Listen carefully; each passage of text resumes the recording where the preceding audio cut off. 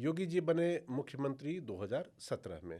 अब 22 मतलब दूसरा उनका जो कार्यकाल चल रहा है, उस कार्यकाल के दौरान चुनावों के नतीजों, क्योंकि राजनीति में संख्या बल से तो बड़ी चीज़ कुछ है नहीं, आप कितना भी अच्छा काम कर लीजिए, सीट अगर नहीं है तो फिर आप किसी काम के नहीं है।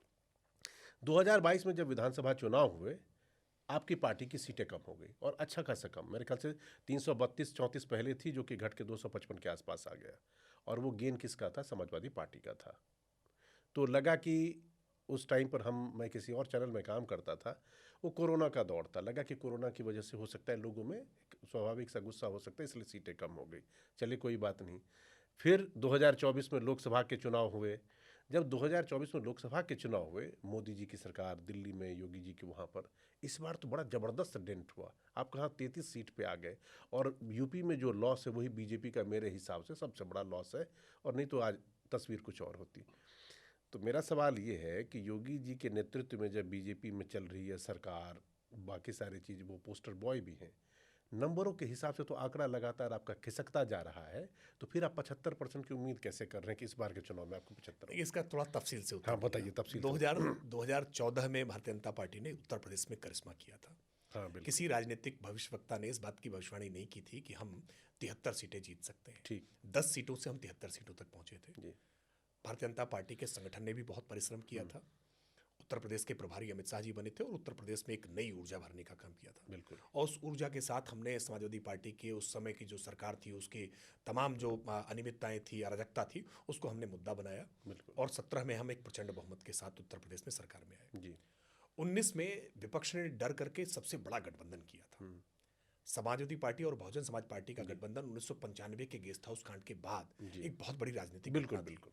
और सपा बसपा के गठबंधन के सामने ऐसा लग रहा था कि भारतीय जनता पार्टी पूरी तरह से, वो पुराना नारा था इनका ना कि मिले मुलायम कांसी राम, तो वो लग रहा था कि एक वातावरण बदलेगा। लेकिन भारतीय जनता पार्टी बहुत मजबूती के साथ खड़ी रही और 64 सीटें फिर हमने जीत करके इस गठबंधन की हवा निकाल दी। बहुत बढ़िया। तो इसमें कोई दो राय नहीं है कि इतने बड़े गठबंधन को पराजित करना ये कोई सामान्य काम नहीं। बिल्कुल। उत्तर प्रदेश जहां जाति की इतनी बड़ी राजनीति रही है, हमने उस जाति के चक्रव्यूह को, मकड़जाल को तोड़ दिया। तो ये हमारी एक उपलब्धि थी। 2022 का जब विधानसभा का चुनाव हुआ, तो 22 के विधानसभा चुनाव को अगर आप यूपी की पृष्ठभूमि के साथ देखेंगे, 37 वर्षों का रिकॉर्ड तोड़ा हमने। यूपी में कोई सरकार रिपीट नहीं होती थी। सपा की सरकार बनेगी, फिर बसपा की बनेगी, बसपा की हटेगी, फिर सपा की बनेगी। कोई सरकार कभी रिपीट नहीं हो रही है। और मेजॉरिटी की सरकार, यूपी की राजनीतिक चेतना देश में अन्य राज्यों की राजनीतिक चेतना यहाँ पर मैं आपको रोकूंगा। देखिए, ऐसा है कि किसी भी चीज़ को, डाटा का जो इंटरप्रिटेशन है वो आप अलग कर सकते हैं, मैं अलग कर सकता हूँ, लेकिन मैं जो कंपैरिजन लेवल देख रहा हूँ कि कल आपके पॉकेट में 50 रुपए थे, आज आपके पॉकेट में 40 रुपए है।